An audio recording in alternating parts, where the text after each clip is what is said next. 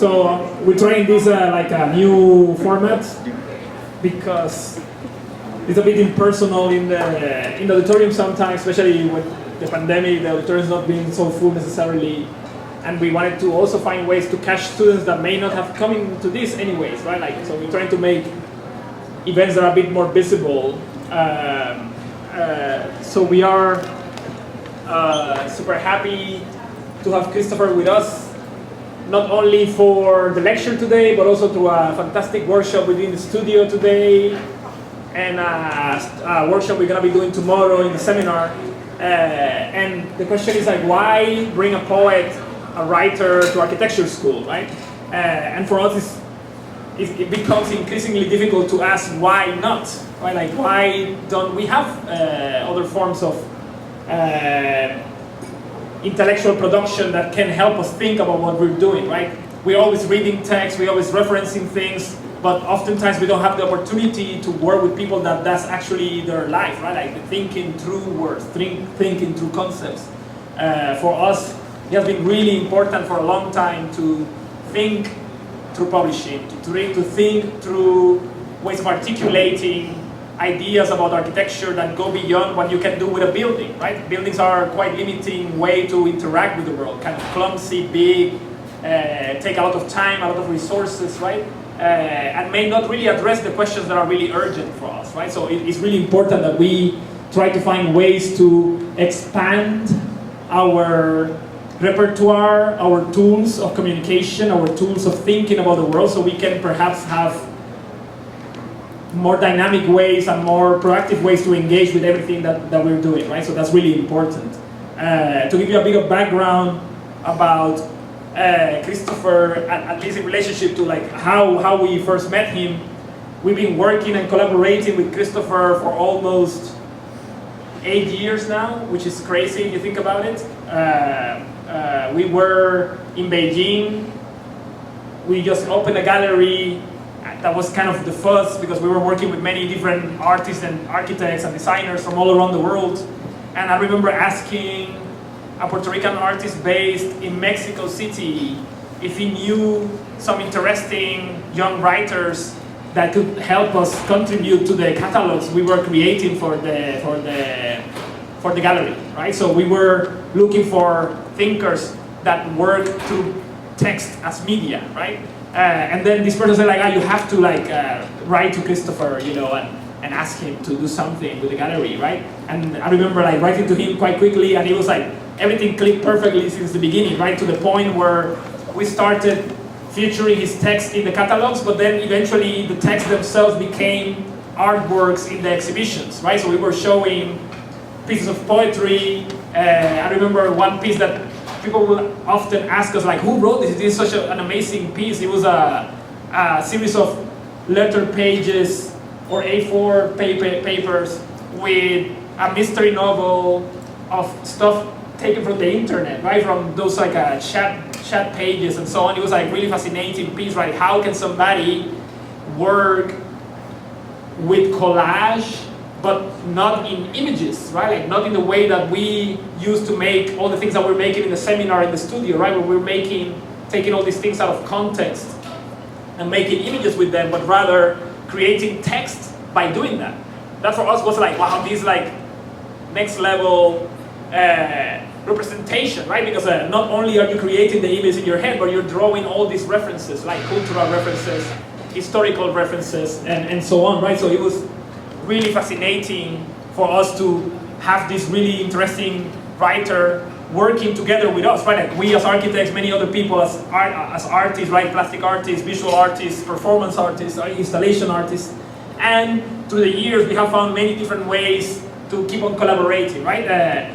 Really important work that relates to what you're doing in the seminars and in the studio came out of one of the publications, and we brought two of them here. One of the publications that Christopher has developed through the years called Dulce Stil Criollo, and there's going to be probably some of that in the presentation. He invited us to think about what does tropical opacity means, and it forced us to think about work that situated our political experience in a way, right? Going back to Puerto Rico, even if we were based in China back then, right? And all those murals that you're doing somehow are related to questions that he started asking us a couple of years ago, right? So I think there's a lot of those sort of synergies coming together between, and the magazine is between 2016, 2015, 2016. He asked us to contribute to this magazine that you will see, right? Dos Estilo Criollo, created in collaboration with the graphic designer from Brazil, Gabriel Finotti, of the design studio Sometimes, Always, right? They're really fantastic magazines, and they also bring many different people, right? Some of the artists and architects that you saw in the exhibition last semester of the Planetary Redshift, they also feature in these magazines too. So somehow it's the same intellectual, artistic ecologies of the things that we've seen in the seminars in second year and so on, right? So there's many things that are converging together. Now, before I keep on talking forever, because it's not my lecture about Christopher, it's his lecture actually. I'm just going to introduce by reading a bit of his bio. Christopher Ray Perez is a poet, which is not so clear, right? Because for me, I asked him many times, but are you a poet or a writer? And we had this discussion yesterday. I said, well, he considers himself a poet. But then I asked him, but isn't this piece of like mystery fiction? And he said, like, yeah, right. Right, so I'm really confused, right? Like, what is poetry? What are the limits of poetry? In the same way that we're always wondering, what are the limits of architecture, right? So these are questions that are present in many different disciplines, and it's really important that we think about them. So he's a poet writing within a matrix of opaque folklore, violence, and language. His book, Gauguin Notebook, received the 2015 Madeleine P. Plonsker Prize from Lake Forest College. He's also author of On the Heels of Our Enemies, published in Beirut. 427, 375, published in Mexico City, and Untitled Collaboration with Barbara S., book published in Brooklyn, Reynosa, published in Toronto, El Siete Machos, published with Sometimes Always in Sao Paulo, and Compendio Palestino Puertorriqueño en Proceso, or Puerto Rican Palestinian Compendium in Process, published by Beta Local in San Juan. That is one of the most important alternative art spaces in Puerto Rico. In 2019, he edited Aliens Beyond Paradise, Alienígenas Más Allá del Paraíso, with Wendy's Subway and Queens Museum in New York City, after a workshop on the alien as extraterrestrial and foreigner at the Queens Museum. He has also led poetry workshops with Ascar Alwan, Home's Workspace Program, the Garden Library for Refugees and Migrant Workers in South Tel Aviv, Beta Local's La Ivan Illich, and Wendy's Subway, and many times we have been really lucky to welcome Christopher to do workshops in our own Loud Readers program, right? And you can find some of those workshops online for those of you that are interested in following up with the work. Since 2012, he has edited a nomadic publication in, of, and around Latin America called Dolce Estilo Criollo that you have. Please have a look. Treat them well, because those are the only copies I have here that Natalie and me have. But they're really amazing publications, not only in the content but also in the material construction. And currently he's the program director of the Bard Micro College at Brooklyn Public Library, an associate with the Institute for Writing and Thinking, and the co-chair in writing at the Milton Avery Graduate School of the Arts at Bard College. So without further introduction, please help me welcome Christopher Ray Perez.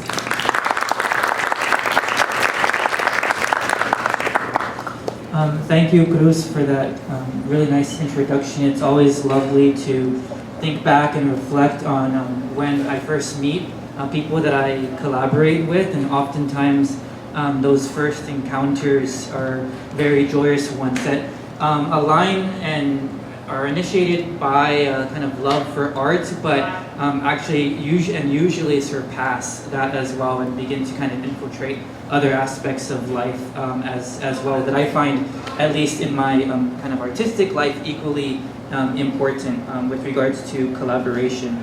So I'd like to also thank Iowa State University and all of the students that are present here, and for those of you who were in the workshop earlier today. It was really nice getting a chance to know you, to know some of the work you're doing, and to see how you've been thinking relationally as well, kind of in line with a lot of the work that Cruz and Natalie have been producing, but also in relationship to your own interests and histories as well. I look forward to working with those of you in the other studio tomorrow. The seminar tomorrow.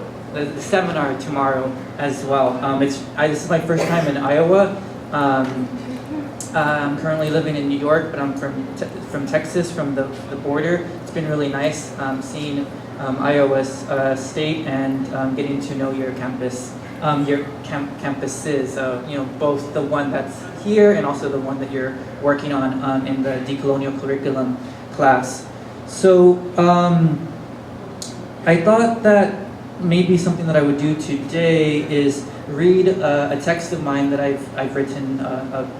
This goes back to this question of, is it poetry, is it fiction, is it a diary entry? It's somewhere in between, I think, all those things plus more. And then after that, I thought I would talk a little bit about where I am right now in my thinking, and how where I am now in my thinking, and this will relate to some of the conversations we had earlier in class. Where I am now in my thinking is nonetheless, and of course, a product of a whole process of thinking. So this text that I'm going to read was written in 2014, I believe, so quite a long time ago.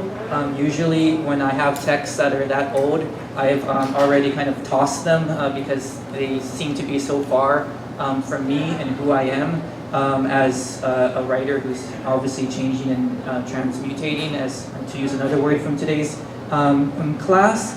But recently, in working on a book about the Pico market, this market in Mexico City, I returned to this text, which is about, in some ways, this particular market. And I found that it was actually the first time in my writing life so far that I've reached kind of so far back into my writing past to kind of revive a text and rework it and see how it might still be kind of speaking to some of the questions that I'm thinking about now, and how it also might be changed as well, and kind of how it might develop and evolve as an actual document. So I'm going to read that text. It's a long poem. It's about 13 minutes, so not terribly long. And then I'll kind of talk about a few things that I'm thinking about now, and then I'd love to leave some time for questions. If any of you have any questions about what I've read or what I've done and so forth. I'll probably sit.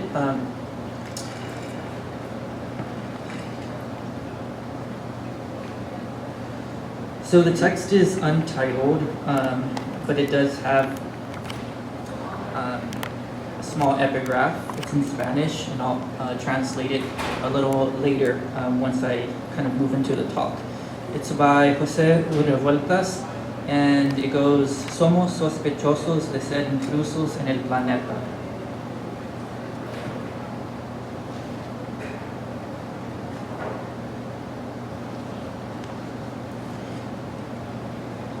Yesterday, I traded porn GIFs with Y from Tumblr. Y code Jiffy Cat for more efficient sharing. Our first sexual encounter, both fantasizing and non-tactile, was ends in the realm of the senses. And it was asphyxiation that was first sexual when it entered the writing. That's how I remember not giving into any ritual of either act of living, as we kept our bodies tied down, away from the internet, what we were streaming. Half of life was on film. It was an obscenity in the filmmaker's sense, hidden behind whatever was not expressed and not seen. Y and I are developing a new artifice as we type. We think so, pervading less and less as an obviating touch of flesh, online together, even when time is kairotic or Texan, and at risk, a virus, some way of reading into things to transport history, an exchange, and the sense of moving from a place. It's romantic, like an accent of capital, I worry. But in this way we turn on, made to approximate eventual Matt. Dissuaded by her pornographic likeness, why sent a gif of a woman the next day after thinking about it? The woman brunette and covered in saliva, with an actor beneath her, faceless, like a spider, straining for the shot by wrapping herself at an acute angle, bunching her legs to cradle them in a way Weiss says is erotic and not obscene. Streamed on Pornhub, in this instance, is meaningless. Still, why wants real sex without the precise context? A different economy that's not wrong, or is at least free from having to look closely at whatever's said, and which repeats the body, not concrete. Something like the collaborative writing of encounter to erase the rhetoric of sexual opportunity, or a way to preempt forbidding the obscene as enemies. Where are we? Separated. I'm at the Green Building on Calle Dr. Enrique Gonzalez Martinez, 2 hours from the valley as a month accrues and we're okay with how it cashes, working ourselves into mailed texts and images, unintended members of an Empyrean art. I don't masturbate. I type out a fantasy we share while the Green Building's alive with even a donkey's bray, falling into an arrhythmia outside my writing. So only now, alone in my room, do I enter a new obscene. Someone I write about salutes me when I brush my teeth and grunts after apologizing for how he swears during sex, which she describes to me later as morbid. A faucet tap opened from the back room.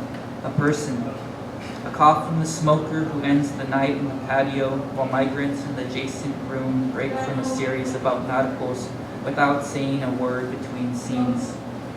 I can smell their laundry hanging on a line strung across the door beside mine. In the kitchen, a pot fries yellow chicken, or turns pasta to mush smothered in whipping cream until we fry more food and spy on each other communally. In the Green Building, we take the same shower installed above the toilet in this place with enough room for the Virgin Mary and vending machines. Not one poem. We shared little. I don't want to talk of love. I read in the Green Building for the first time with G and V by the shower, also painted green, when a carton of guava boing was passed around. A gold ring I put on G in 2012, who likes Italy and is congruent to V, whose face was permanently changed and who wore a bathrobe. It's excessive to apprehend each appellation, capable of provoking pleasure out of stereotype. First, we list the phallic fruits, then everything Ionic and of Caribbean reference, an extended metaphor about hard green plantains that regresses into black and white television, a talk show from the Dominican Republic, bunny ears bent to snapping. No one in the room cares. We are distorted by our very vitality. The image then flattens out on command when we lie down our bodies, turns to copy in motion, desired for its uneven glint, is then displaced by groping for access despite the drop in quality, once three compatible souls, equally fucked in Mexico City's speculation, watch Omega El Fuerte perform Amor Urbano in real time. We laugh and hide our teeth like tense nomads, cringing strangers, and nowhere in the text do we appear as wretched or degraded, as viewers sitting before the screen, non-identified and non-identifying, still condemned to a timeline, when it's hard to work theory into one's own ethnic being, or the image of a bulldozer destroying pirate movies. In Tepito, Jay says we're in a black market, that this is Latin America and it's big. Wikipedia cites a naive tax with which the most animated states, including animosity toward simulacra, become profitable when reduced to verisimilitude, imported from what we also call America. In the black market, millions of Blu-ray and DVDs are reproduced. Porn does not reign. We buy a belt, a leather bag with the logo stamped multiple times, large editions of Nike sneakers, sweatpants from a French brand, one Ferrari baseball cap I also buy and wear now that I'm 28 years old. There's a hierarchy of fashion, as part of whoever's jaunty, and not eclipsed by the paranoia of mobility, object collecting, or faces a mode of authentic travel. Here in the market with X, I stopped to breathe on a Tuesday, and his eyes shifted like a horse to the sides of his head then, until he doubled on my trip, and one listened to Creedence Clearwater Revival at his shop under a rainy tarp with Jay and me, while the other one organized the same cute Pedro Infante, and we all together sold his wares to passerby. Both wanted to talk about occupation, but what did I want to say at this point of the market with X, who needed to set the record straight? I say my students are engulfed in war. The campus is raided. Sinaloans in Dubai with banks in Hebron and Kardashians, which she is pleased to hear before we play Charles Mingus. I put together a taco on a dirty styrofoam plate, occasionally brush off ash from a cigarette from X, peering over. When I look, he recounts the history of Bayuca to everyone.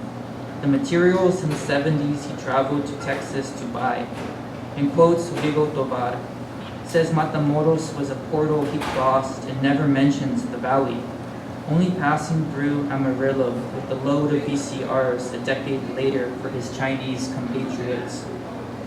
I read on another tab that vendors earned 80 million pesos in 2005, selling in the street. I leave Tepito with my pills that work fast and burn CDs.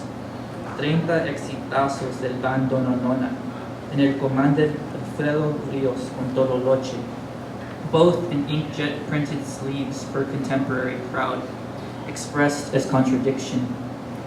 With the Dia de Muertos almost 3 weeks ago, part of me feels we're viewed on a screen with horror vacui and the assumption of sentimentality as alien strength. It produces whatever leftover energy we amass into a gesture in vain, which is how I also act when sick from affirmation, keeping up with those who love me. We lose access to autonomy among these angels of space travel. 1, 2, 3. While there's asymmetric war and we walk through walls. But it can't be an aporia, Ayotzinapa, or a genealogy. One cartel recruiting ex-military from Israel. It begins as an epic joke or a cool story. Q, who grew up in Mexico, who had a fever and called upon a cycle pump. Today, Jay said, this is Latin America and it's big. Historians found the inscription, Battle of the N-word, in a dark cave. So when Kay writes, a plastic feeling rendered on canvas can be carried over into space. The lapse in the render is a mirror, like an all-useful palimpsest concealing the racist joke. The catalog as counterfeit as the race and subject, the feeling of the colony. When Jay says the popular accretes, shares, imitates, reproduces, copies, and multiplies ideal forms, what Jay and I see in our mutual work is a repertoire like so. Without ownership of its own natural resources needed to make light. And Jay says he's inside where there's no difference in core images, where there's no classification of error nor transcription, only reformulating through piled graphic, manifestos, anti-climax, through the years that were simultaneously Mexico's revolution to date. So Jay says, why not view the battle as covert from inside the skin we write on in the common way? After the exhibition in Beijing, we took part in by sending instructions to replicate some works from afar. I leave the green building to find the object, and that is all that I tell Jay. Arriving at the super avenue north of Revolucion and Buena Vista, and running down the feeling until even residue becomes a tool of geography, and I'm bootleg. I walk along Avenida Flores Magon, never alone. Stop by a shrine of San Judas Tadeo, sing a prayer and incentivize social being with cocaine in our nose. I think of R, who was fugitive. the first to petition secularization of state in Mexico, as well as an 8-hour workday. I think, where the fuck am I? It's beautiful weather for November. If I'll continue here or go home at the end of the month. When Insurgentes intersects at this point, I cross a black bridge and let free a dog on a chain who runs off, stops, turns around and says that this black bridge is not a black flag. It's obscene. A revolution that's protracted and ongoing when one has to search further and deeper into the present. The last stand of Cuauhtémoc in the Mexica, the site of student massacre, an 8.1 earthquake, imitable in their attitude of happening, beginning with the sanguinary passage of 29 years charting a map to escape any semblance of Islam, abstraction, and in the New World, among the peninsulares, criollos, indios, mestizos, cholos, negros, the list continues on with illustrations among an intractable solar system, rotating anti-clockwise. The dog and I dream of a Mexico under the triumphal banner of hashtag decolonize as a slogan, have night sweats or come fast, argue about ours defense of autochthonous rights within the seismic logics of the concepts of the conscious mind which are worthless, the psycho-pressure fissures, the material disintegration of socio-economic weight. We say it more simply by clicking our tongues, bring up the miracle, the production of lifestyle edifices. I walk around the edifices and see pyramids, and I enter the Museo de Sitio Tlatelolco to visit the exhibition on resistance, pause on words to pronounce them aloud, interpret reparation according to my ability. I watch the Beatles play. In a looping video in a separate room, a flock of sheep circle a flagpole in the Zócalo. I continue, walking in an industrious vein. I write down at 6:40 p.m. There's a cafe I frequent, where I translate in commemoration of the 105th anniversary of Ars, the repercussion of a lynching. My Spanish is convoluted by syntax. It's a design, difficult to understand while Mexico absorbs rivers and plains as part of that time, monolithic when forming an idea of the North that includes me. On February 20th, 2015, the New York Times featured the report verbatim from Regeneración. Mob leaders bound him to a mesquite tree, doused him with kerosene, and burned him alive. Thousands turned out to witness the event. So I write here in this space, erase and stand in, new objects reproduced by an image of a market that will make everyone turn away. It isn't for a lack of a fetish without the power to respond, a copy of a border with each migration forged, or some kind of apocryphal effigy. Not the return of subjugation too haunting, but its effect of paroxysm, alighting the dimensions into November 12, 1910, the repercussion of a lynching. Yesterday was Beirut, Z said, and that was yesterday, when I promised to return to the translation. But after Tepito and watching France play a friendly against Germany, a bomb went off while high on strange pills at Cantina La Paris.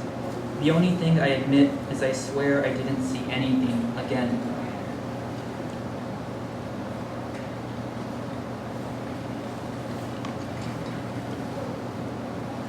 Okay, so that's a poem that I am working on. It's a kind of meandering text that is moving through a lot of different places and locations, a lot of different histories, a lot of different texts as well that are being introduced, collaged, cited as well. And when thinking about today and talking with y'all, there are a number of other texts and ideas that I think are kind of running through the many that are already present in the writing. It's maybe a blessing, but more than likely a curse that when I when I make things, and particularly when I write and write down my thoughts, I'm oftentimes trying to incorporate everything and see how what it is that I'm reading, what it is that I'm coming across, what it is that I'm studying, and what it is that other people are reading and studying and writing about begin to connect and have relations. There's maybe something also kind of maniacal, if I'm being kind of critical of myself, of how I begin to kind of piece things together. And so I thought, I just want to talk for maybe like 10 or 15 minutes. I thought that my intention would be in some ways to kind of extract my thinking and share with you all not the kind of full context of what I'm trying to put together as part of a fragmentary and fragmented way of living that I find myself in, both because of historical and social and economic conditions, but also because of particular personal inclinations that I have. But also, I thought it would be useful because I think it's also a really interesting way of making things and of writing and of thinking, of returning to what Cruz mentioned, the act of and practice and method of collage, and seeing how a kind of collage of one's thoughts might take us to places, or at least take me to places that I otherwise wouldn't have a map for. So normally also when I've kind of given talks before, maybe because I'm a writer, I've tended to write my talks. I think there's something really delicious about a well-crafted sentence and an essay or a talk that almost kind of sounds and reads like an essay, but kind of in honoring this honoring collage and honoring a few other things that I'll get to in a second. I just typed up some notes, so we'll see how I can kind of bring these together in some way or form. So I wanted to begin. I only have the other thing too I'll share is, as a writer, I'm used to just the pure verbal world of sound and language, so I don't have too many images to share, but I'll have a few that nonetheless I think are useful. So I wanted to kind of look at this first image here, which obviously is the title of the talk. It's a screenshot that I took from the College of Design's website, and there's something really interesting that I found here that's not at all uncommon, and that's that my middle name is misspelled. So my middle name is spelled R-E-Y, and so R-E-Y kind of embarrassingly in Spanish means king, and so that's something that I don't necessarily like to share too much, but that's, I don't know, I have to argue with my parents about that. But so my name is misspelled here, and it's not the first time that it's happened. I think R-A-Y is a much more common spelling of the name Ray.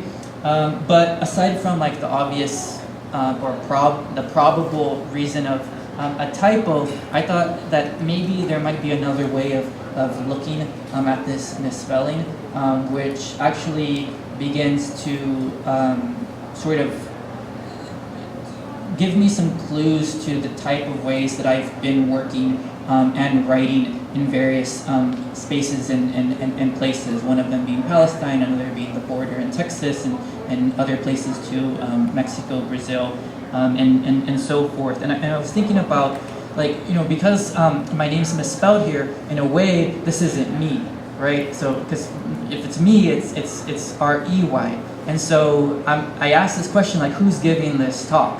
Christopher Ray Bettis with an A. And so I really kind of like this idea of approaching and working with y'all under a kind of pseudonym, right? Of taking on a different name and taking on a different identity, and thinking about how in this kind of really inconsequential, my ego's not big enough to be upset about this, but in this really kind of inconsequential typo, there's also possibly a way of looking at this as like also the first sign of writing in spaces of capital in crisis. So one of the things that I'm thinking about is how in spaces of capital and crisis, and in those spaces when we write and also make in other ways and forms, there's usually a sense of urgency that things need to get done and they need to happen, and they need to happen quickly, because the longer we wait, oftentimes the more people will die if we're kind of that serious about it. And so, thinking about that and this kind of sense of urgency, I'm really kind of elated even that my name is kind of spelled this way, because I can imagine whoever it is that was updating the website was kind of working at a kind of speed and with a sense of urgency to make this event happen, and to make it happen for you all, for me, and for everyone kind of involved in coming together. I think it also kind of speaks to these questions that we looked at in the class prior to this talk about erasure and absence as well. And it's a question that for me as a writer I've always been very interested in, because along with trying to think about writing in spaces of capital and crisis where I can make like Aquila Oliver and like Aurora Levins Morales, two people we read earlier, make these absences visible. Aside from making absences visible, I'm also equally interested in thinking about how I can remain invisible, and how it is that I can go ahead and continue doing the work I do without signaling to particular people, particular powers that be, particular structures as well, that this is the work I'm doing, because I do consider the kind of writing that I'm working with as important work that is trying to address erasure, trying to address absence, trying to perform various acts of liberation as well, and all of these kinds of ways of working are ways which are not exactly accepted in particular circles, particular institutions, particular power structures, and so forth, as I mentioned. So I like this kind of idea that maybe like all of us here in this space are almost in some ways working in clandestinity. So working as clandestine agents and actors, coming together under different kinds of identities, under different kinds of pseudonyms, under kind of covert occasions to figure out what it is we're going to do in these spaces of capital and crisis as well. The other thing that I wanted to point to is that these are some screenshots of my files for my notes today, and as you can see, the person who's spelled my middle name R-A-Y, I also don't necessarily know how to spell the word gray. I kind of move back and forth between G-R-E-Y and G-R-A-Y, so it's that kind of critical R-E-Y, R-A-Y part that I keep on kind of moving back and forth and through. And if you kind of look at my documents and my folders as I continue to,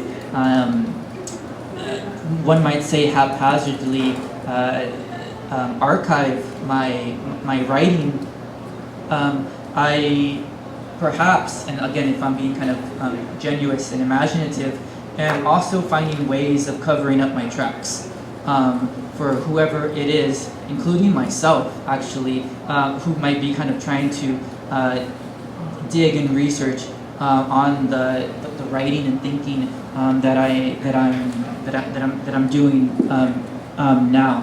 And the reason why I might suggest that I myself am kind of hiding my writing from me is because I think there's something to be also kind of gained or even maybe learned at the very least from not looking too closely and deeply back into the past and into one's past and into one's kind of history trail as well of work that they're making. There's returning back to this question of urgency, something that I appreciate about the urgency of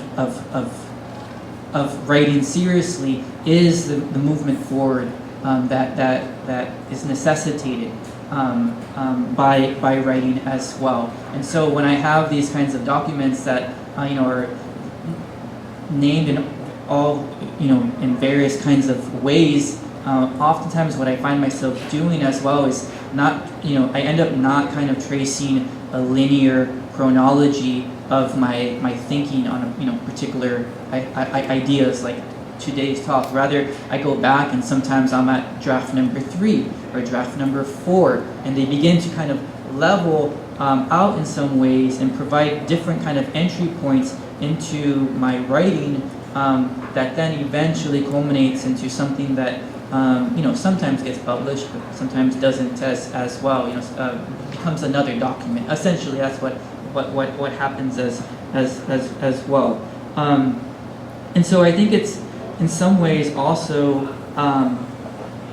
related, and I think this talk's kind of related to this question about writing in the moment, and if we want to kind of generalize making work in the moment as well. And so I'd like to think about what does it mean to make work in the moment, and to kind of respond to the conditions and to the spaces, whether that is spaces of capital and crisis that they just mentioned, or other kinds of spaces that really require that we be present and that we make something now, and that we respond now as well.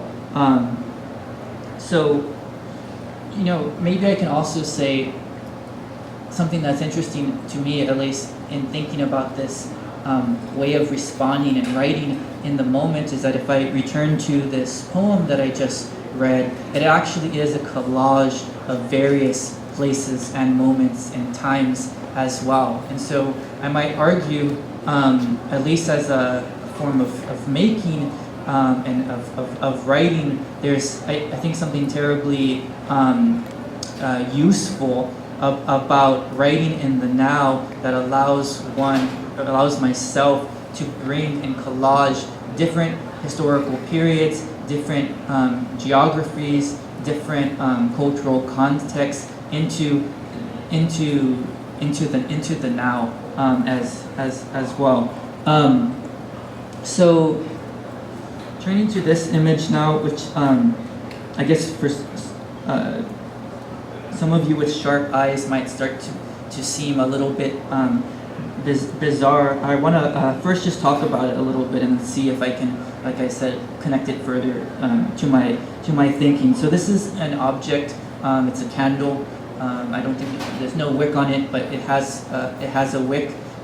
It's called separa almas, so soul separator, and it's essentially a candle that I purchased, and we also talked about this earlier, from a curandera, so from a healer, from someone who works with forms of magic and different kinds of objects to help people achieve different kinds of outcomes that they might wish, whether that's related to health or emotional or physical, psychosocial health, or so forth. And so this separa almas candle is a candle that one purchases in order to light and with the intention that their beloved, the person that they are in love with, separates from the person that they're with. So it's this kind of way in which you might get someone who's with another partner separated, and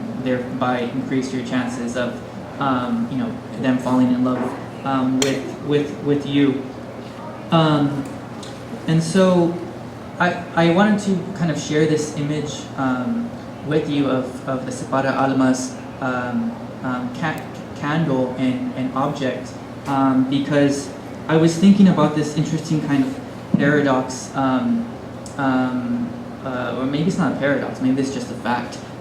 This is just kind of fact that I think when we're talking about writing in spaces of capital and crisis, it's oftentimes that they're linked, right? That capital can bring and has brought crisis, and that crisis as well has brought ways in which capitalism is kind of further granted access to various forms of exploitation and to manners of continuing to run even more and more rampant. And so I was looking at this magical object, and I was thinking about, what might it mean for writing in the now and writing in the present and writing spaces of capital and crisis to perform this kind of magical and intentional, more importantly, act of separating, capital and crisis, and to see what might happen when we can separate them.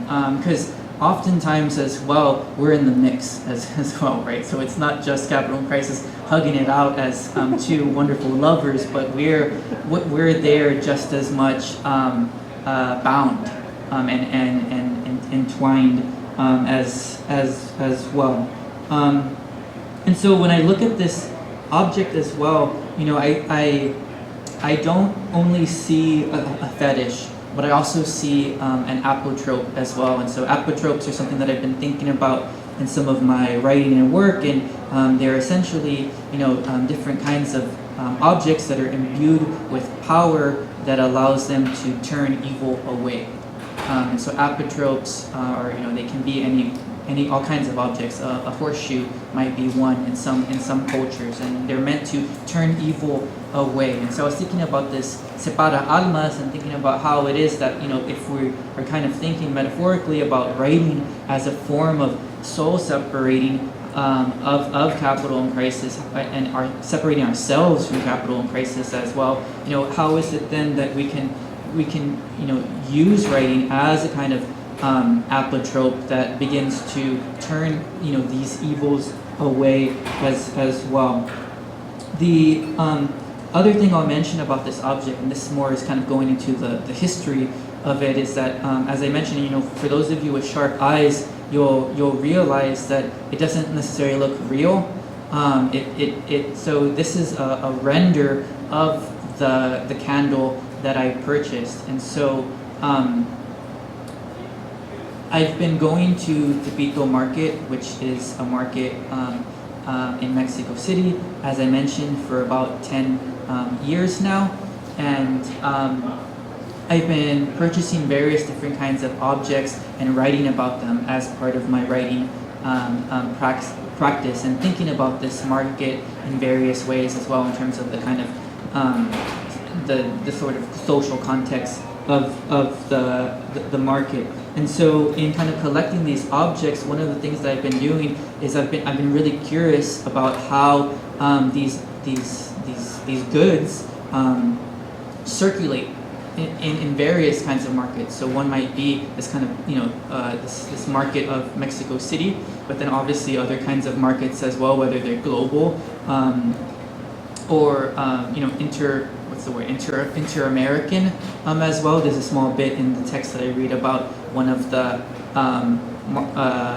market dealers going to Texas to bring goods down, used goods, to then sell in the market. And so as a way of kind of almost sort of experimenting with how goods get reproduced and rendered and kind of continue to kind of circulate in various ways, I've been working with a number of different independent designers who have been kind of turning these items that I purchased in the market into these kind of 3D renders, with the hope that eventually at some point we can also just print them and continue to kind of replicate them in various ways. And so the person that I worked on with this particular object is in Bangalore. And so there's something also interesting, I think, there that's happening, where this kind of way in which capital functions begins to return back to these sources of exploitation and extraction. And I'm curious about working with Sandeep, how he can talk to me about how our interaction as as two people having an exchange, a monetary exchange, might be different or might be too closely similar to other ways in which goods are reproduced, especially within these so-called peripheries and maquiladoras and so forth. So that's a picture of the market, but I also didn't take that picture. It's from YouTube. It's a screenshot, and then it's made blurry as well. I have been returning to Mexico for about 10 years. I write a lot of my writing is about borders as well, because I think borders are places where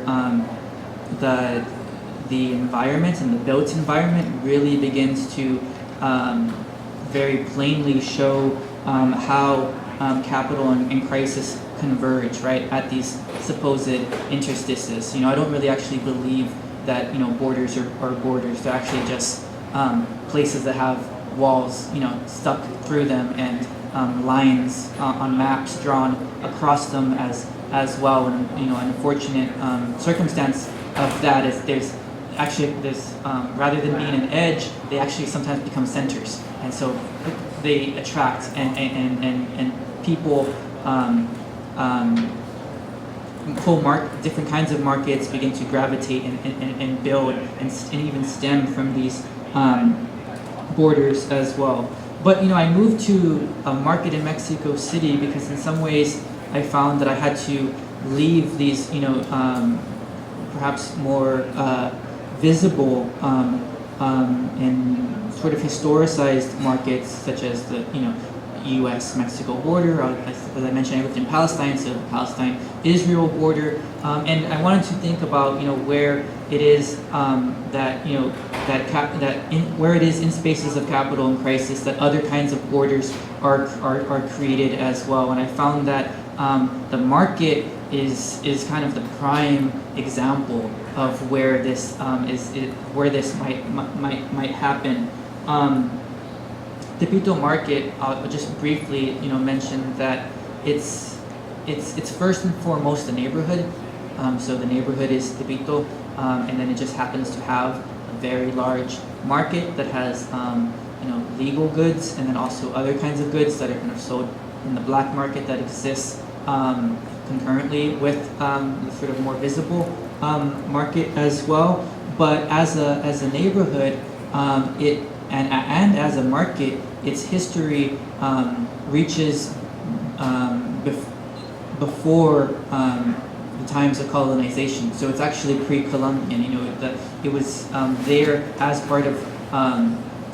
So it reaches it has existed before colonization, but not before empire necessarily, because it was part of the Aztec empire, and it was a place where people in Tenochtitlan, the capital of the Aztec Empire, would also travel to in order to have various kinds of exchanges of goods as well.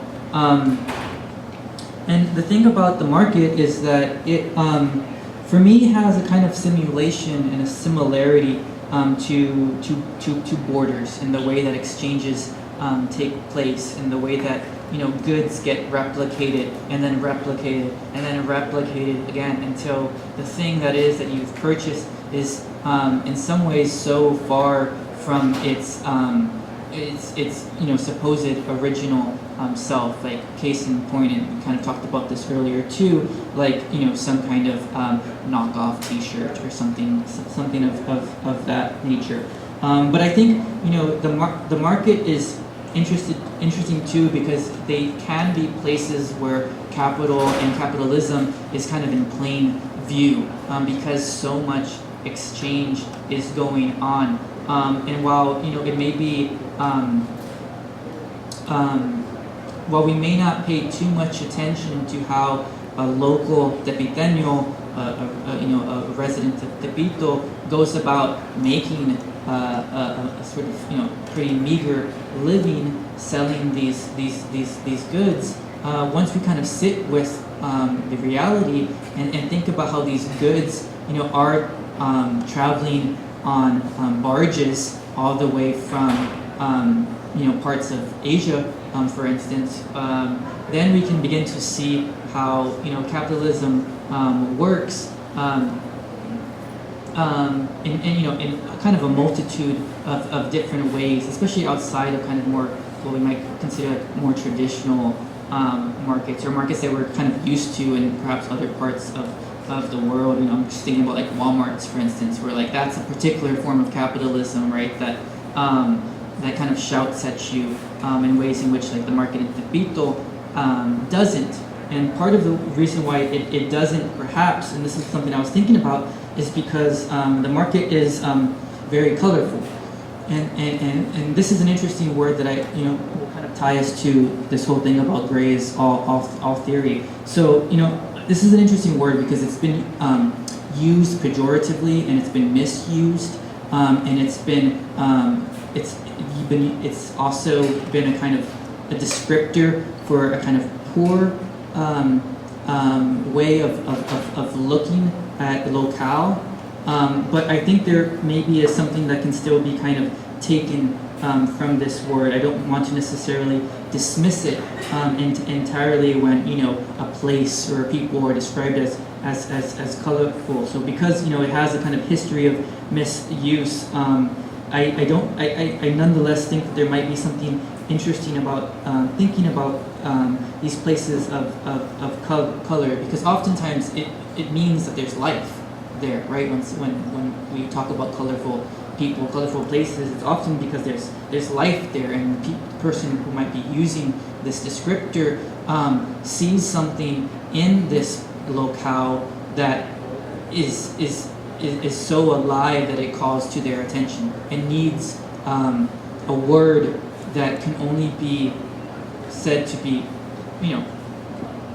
referring to the fullness of life, which is color. And the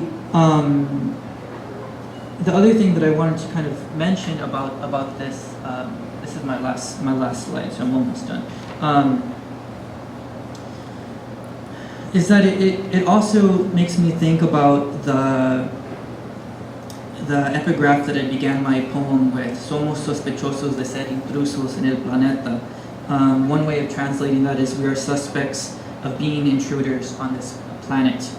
And so I think this kind of in some ways takes us back to this question of pseudonyms, of being clandestine, being intruders might also mean that we're alien as well, right? Alien, or foreign to a place. And I'm thinking that at times in spaces of capital and crisis, we oftentimes, as I mentioned, are purposely trying to misidentify and purposely trying to not to be someone else, to be alien, to be intruder, to survive in clandestinity as well. So likewise, as pejorative as the word alien has been, in political and rhetorical use, there are ways, I think, in which that word can still be taken up as a form of survival. So one such example of that is the student movement of '68, which I'm sure many of you already know, began in France, but had similar inspired movements occur throughout the rest of the world. And one of those such places was Mexico as well. And so the person here is José Revueltas, the person who said that quote that I quoted. And the quote itself comes from a series of four texts, 4 parts of I guess one text called Gray is All Theory, Toda Teoría es Gris. And it's a series of 4 texts that talks about, that chronicles José Revueltas' fugitivity. So the ways in which he hid from the state, from the police, from the authorities during this time period in 1968 in Mexico City, where student protests were taking place and where students were working with and in tandem the workers of Mexico for particular ways of political autonomy, for liberation, for an end to capitalism and capitalist modes of living as well. And so it's a really interesting text, and I just wanted to talk about the second part. There's 4 of them, as I mentioned. So this quote that I shared is in the second part, and it's an interesting text because it begins, and I'm going to run through it really quickly, but it begins with Revueltas talking about Alcida Saus Escafo, a Uruguayan poet who, for those of you who have read Roberto Bolaño's The Savage Detectives, appears in one of the passages in the middle part of the novel. So she was an amazing poet and kind of she's been kind of, for better or worse, labeled as the mother of many poets during this time period as well. She was a little bit older, of a different generation, but kind of nourishing many of the poets around this time. And she was kind of instantly propelled into greater limelight because she was trapped in UNAM, the National University of Mexico, for, I believe, 8 days when the military invaded the campus. And so obviously she was scared for her life, and she was trying to hide from the military who had invaded the campus in order to quell the student protests. And so she was in a bathroom for these 8 days, and then kind of resurfaced afterward as a kind of figure and hero. And so Revueltas, in the beginning of this second part of Toda la Teoría es Gris, begins to praise Alcida, and then kind of moves from there into talking about some of his comrades who are in this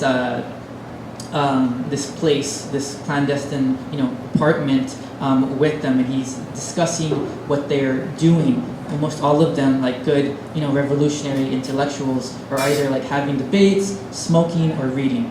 And he sees that one of them is reading Roca, and he says something really interesting about how Roca and reading Roca is akin to writing on the body, and so he kind of makes this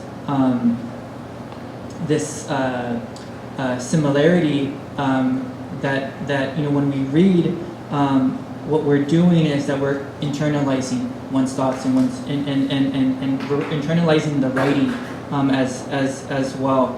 And so he has this nice passage a little bit later and I'll read it to you. It's kind of hastily translated, but he says, "Don't you think we're a bit supernatural? That everyone, you and me and the rest, are supernatural. There's something of this in all of us, in this struggle, in this chaos we're in, alive and ghostly at the same time, without sleeping, lucid and opaque, each one a character of their own dreams and everyone else's. It's not only about loving each other, the rest, each other, is my dream, not my reality. We encounter it so close and so alive and so real like the presence of the little donkey that surprised Goethe into ineffability, until he shed tears. A reality so alive and so immersed in oneself that it can't be seen, like when one is in the center of a mountain, at its zenith, forming part of it." And so just kind of what I want to end on is this beautiful passage in this really great text that I'm mentioning. Because one of the things that I find very interesting is that, obviously a gray is all theory, aside from being the name of this text by Revueltas, is actually a citation and from Goethe's Faust as well. And so the kind of important part about this quote is that it's gray is all theory, and then kind of even more importantly is, but forever green is the golden tree of life. That's the second part that follows up. And so in some ways what I'm trying to talk about is writing, right? And writing in spaces of capital and crisis, and writing in the now, which is a space of capital and crisis. But I think also what I'm kind of trying to talk about is is writing that is talking about living, and writing that is a form of living as well. And it is a kind of paradox, because if you kind of pay attention to this passage closely, it's actually when we return to color, and we're in kind of the middle of living, and the middle of life and all of its sort of vivacity, that we can't see things very well because we're so immersed in it. So, he says again, a reality so alive and so immersed in oneself that it can't be seen, like when one is in the center of a mountain at its zenith, forming part of it. And so I was really kind of attracted to this idea, because for me, I think it begins to kind of save this idea that gray is all theory, because it's actually in theory, and when we begin to kind of think and write and process about this fullness of experience that we're living, that we have a small reprieve, and we're able to then kind of look more closely and perhaps from a bit a ways at what's happening in those spaces. Thank you.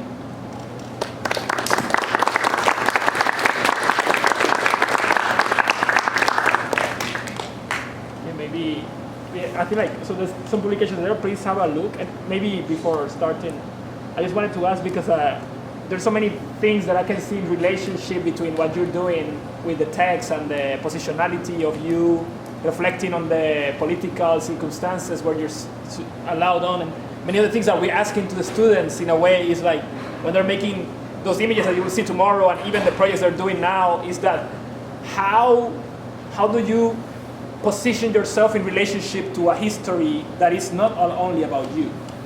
Like, how do you decide what things are part of your collage when you're writing, right? Like, because there's a lot of, sometimes we want to write about certain issues, but maybe we cannot write about a subjectivity that is not ours, but maybe through objects. Like, I love that image of the separa almas, the soul splitter, I think will be a word in English for it. That we look, in our case, that we are designers or architects or whatever we are, graphic designers, interior designers. What role do maybe objects, places, markets play in that construction of that collage that allow us to talk about capital, allow us to talk about identity? So how do you negotiate what's part of the collage, what's out of reach? What things belong to you in a way, that narrative? How do you position yourself there?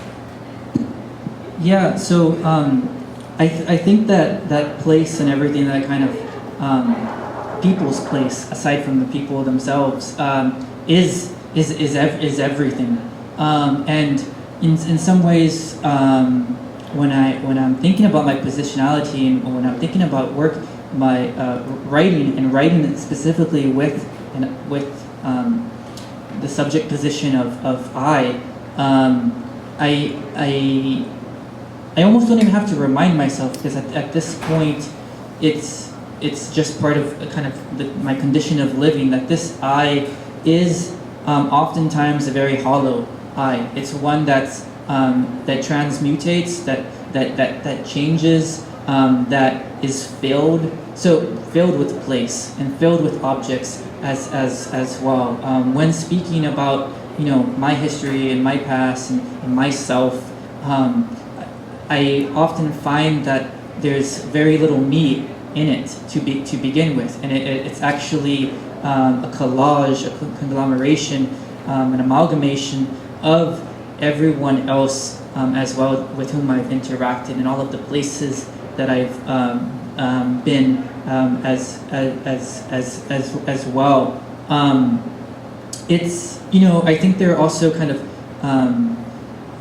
sort of methods for enacting that as well, right? This is kind of a sort of position in terms of almost theory, like how I feel about writing, but there are methods too. So some of us, for instance, like this text that I just shared is one of collage that kind of moves between places and times as well. And I find that kind of movement as a destabilizing factor that kind of then brings into question the supposed authenticity of the I, of the self, and so forth. And so that, like, if I'm moving through the text and I'm here and then I'm there and then I'm in this place and I'm in this history and that history, what begins to kind of come to the foreground, I hope at least, is these places, and what recedes to the background is the sort of self that then becomes kind of more like a viewfinder. And so it's like, it's like I'm sort of, the perspective comes from the writing, the narrator, right, or the speaker of the poem, but what's kind of portrayed isn't necessarily the speaker of the poem, it's everything else that kind of is filtered through that eye.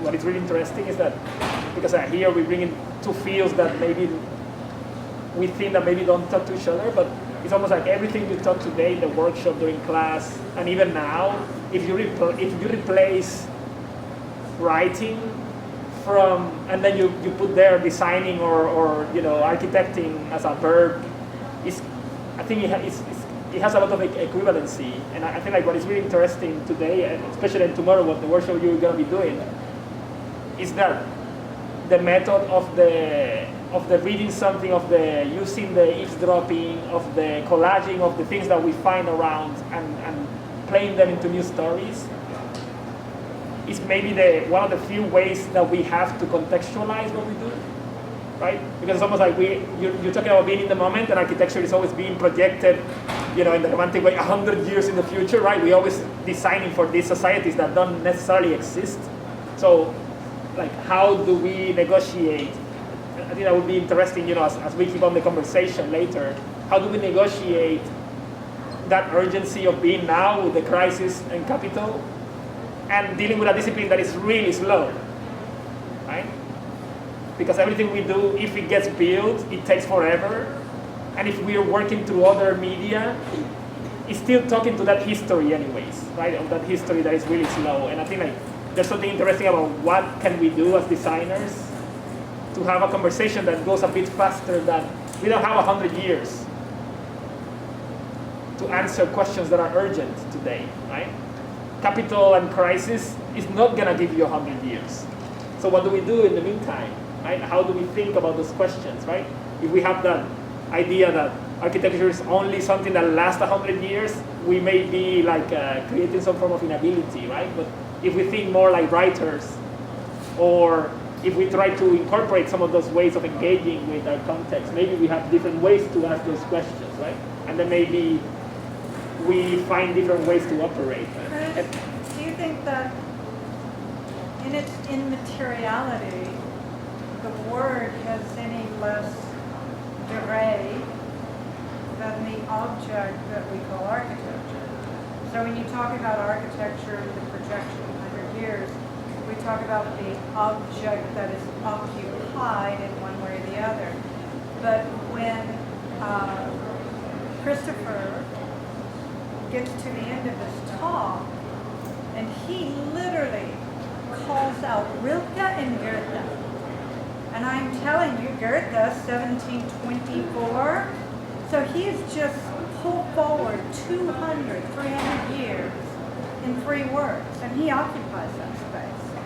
So I'd suggest that his reading of Rilke and my reading of Rilke is not so different from both having experienced the Pantheon and being able to discuss it, right? I don't know that the word in the way he's describing it is any less, it is an élan vital. It is not a stagnated or stagnant thing, right? And I'd also like to suggest that the language we use to talk about it becomes really important, because when we say collage or when we say moving between, I'm not sure there is movement between. I think there is an absolute placing in at once and instantaneous. And the notion of the instantaneous that he continually occupies, he punctuates over and over That's Bergson. And then he drifts, and then he punctuates, right? That is not a going between. That is a pulling of past and present into a now. Now, how do we communicate that in space? And how do we think about that as architects? And I think that is a beautiful, beautiful challenge and an amazing thing. But I don't think we can do that if we let the poetry live only in the idea of poetry. I think we have to do that by challenging very specific things, like what does 100 years mean and why, and how do we occupy it or not. I think time and space, my love, I think it's very important to get that right. And can we flow in ambiguity? Of course we can. But if we're going to talk about it together and learn how to practice it as a form of thinking and design, I think we need to challenge simple words like, is it between or not? And I know that sounds crazy, but the reason I say that is because if we don't challenge those everyday terms, we'll just accept our misinterpretation of their meaning. It's almost like you need to, we need to, with you, force ourselves to disassociate from words like collage and in between, etc. Do you understand what I'm trying to say a bit?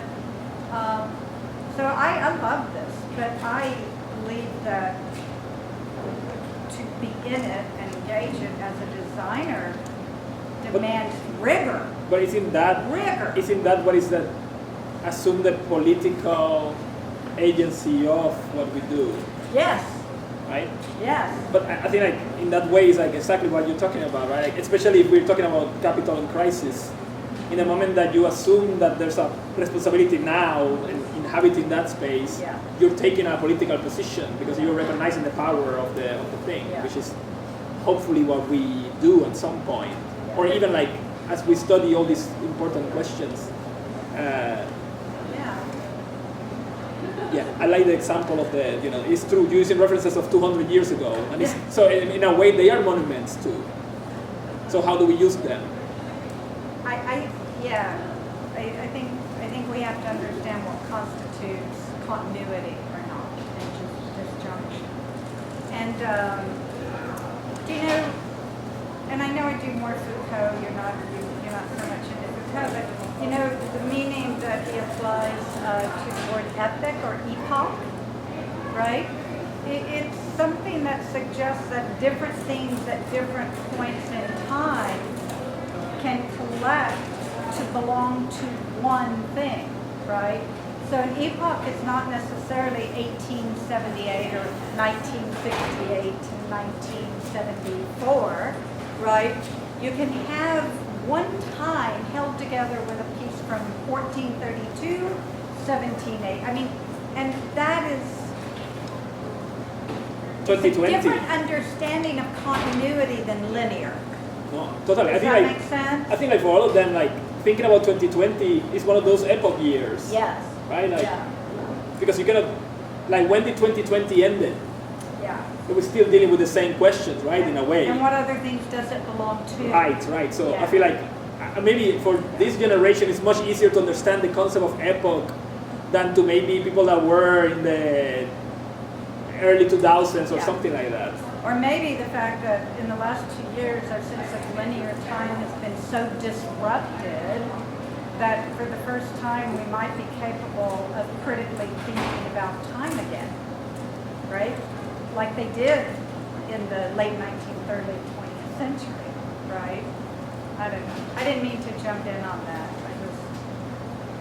And I feel like, and again, like there's, and maybe some of you are getting more of what we're talking about, but the idea is that while we're doing this is that, and particularly with Christopher's work, and I think like, it was really interesting what we did today, where you started with one exercise, as you said, that looked like completely disassociated, and at the end we end up really thinking about our own projects by following those footsteps and reading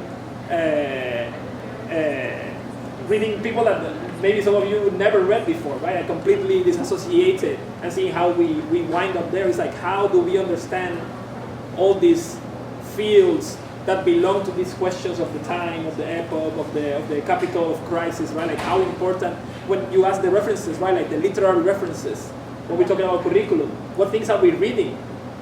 If we're reading anything at all, because we are reading news and stuff like that, right? Like we read stuff, but so how are we informing ourselves for our context? Like the fact that I love also Christopher writing because I always pulling references from everywhere. Yeah. And if we told him, can you talk about Malevich? I remember you wrote about the Black Square for an exhibition we did. Yeah, I can help us like bite down a little bit more on the poem too, and I think it'll connect to some of these questions about these epochs and like being in a point in a place of time or space of time where there are so many kinds of convergences or instantaneous happenings as well. So first of all, someone who appears in the poem is named Jay, and that person is actually Jason Mena, who's the person who Cruz also alluded to when talking about how the two of us got into contact. So it was Jason, who, as you mentioned, lives in Mexico City, who introduced the two of us, but he's also one of the first people who kind of took me through the Pito market as well. And so kind of like in some ways, the genesis of this text is a result of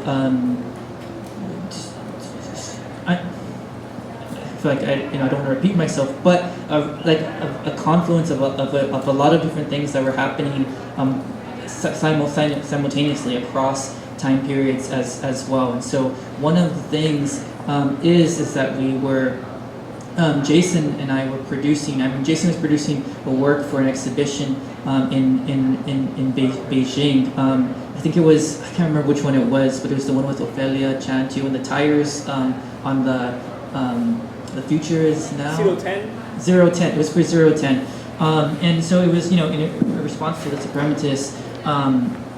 And I believe I was going to make a text for it as well. But as I was, looking at the works that were going to comprise the exhibition and talking to Jason, who I was with in the market, as he was sharing his work, I found online, and I think it maybe had just recently more or less come to light, that some art historians had found etched sort of underneath the Black Square, this phrase, so battle of the N-word in a dark cave. It was a racist joke on the Black. Do you know the Black Square, the painting of Malevich, right? Have you seen the Black Square? Is everybody familiar with this? So there's a very important painting in the history of art, and it's a black square.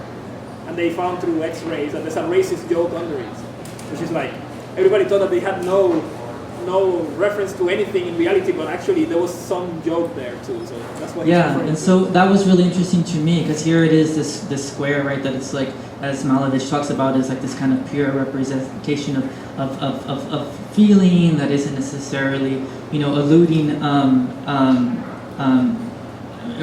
in a representational way to anything, and then nonetheless, like hidden underneath is this racist joke, and so this kind of supposed kind of juncture and breach in the history of art that begins to take it in a completely different direction in the 20th century is in some ways fueled by or informed, or at least informed by the history of racism that was happening concurrently and is still happening to this day. And so like in terms of like this like this kind of effect of everything happening at the same time. So here I am, producing this text for this exhibition for Cruz and Natalie, learning of this information too about Malevich's Black Square, and at the same time, because as I mentioned, I kind of had my hand in everything. I was reading the writings of Ricardo Flores Magon, an anarchist Mexican who in the early 20th century during the revolutionary period and a little bit before was striving for different kinds of anarchist reforms, and he had this one periodical called Regeneration that produced this text that just so happened to be around the same time I was writing this text in terms of the day and month, of course not the year, that chronicled the burning of Antonio Rodriguez, a Mexican laborer in Texas, who was accused of murder, was then removed from his holding cell and burned alive. And so there was something there in that moment that I was recording in my writing that was happening, where these kinds of different concurrent and simultaneous histories were playing out through me at this time. And there's I only know this because I was reading the foreword of Eto Adnan, a Lebanese poet's book, The Arab Apocalypse. But the person who writes the foreword, Jalal Tawfiq, quotes Nietzsche, and I believe the quote, if I'm getting it right, is "Every name in history is I." And so it was that experience of realizing that, and we've seen it time and time again, like when we watch and when we witness, we're oftentimes experiencing at the same time. And so that's kind of in some ways the genesis of this text, kind of trying to figure out what does it mean to like be walking through these spaces that are so sort of imbued with history that is sort of reliving itself and happening again and again and again through me.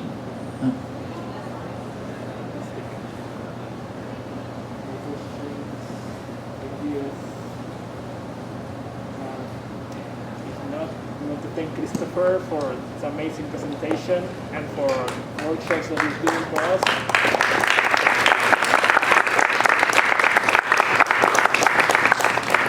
And then we will see you then at 9 for a party. And we see you tomorrow. Please be early so we can take the full 3 hours of the